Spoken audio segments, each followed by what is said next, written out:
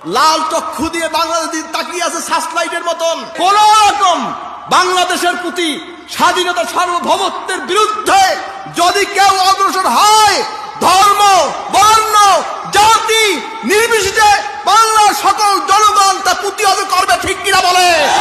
আমাদের মাতৃভূমি বাংলাদেশকে আমাদের আত্মার বিনিয়োগ হলো এই দেশটাকে আমাদের রক্ষা করতে হবে, ঠিক কিনা বলেন? এখানে কোনো দল নাই, মত নাই, যার যার মত এসে থাকেন। দেশের স্বাধীনতা সার্বভৌমত্বের স্বার্থে সকল মুসলমান, সকল ধর্ম জাতি আমরা ঐক্যবদ্ধ, ঠিক কিনা বলেন? আপনারা কি আমার সাথে একমত? আজকে বাংলাদেশকে নিয়েও বিভিন্ন ষড়যন্ত্র হচ্ছে।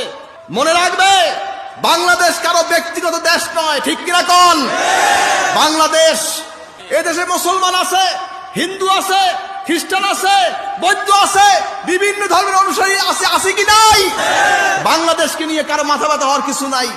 বিদেশি শক্তিদের কোনো অধিকার নাই আমাদের বাংলাদেশের দিকে তাকানো, ঠিক কিনা কোন?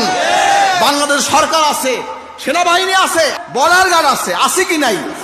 কোন রকম বাংলাদেশের প্রতি স্বাধীনতা সার্বভৌমত্বের বিরুদ্ধে যদি কেউ অগ্রসর হয়,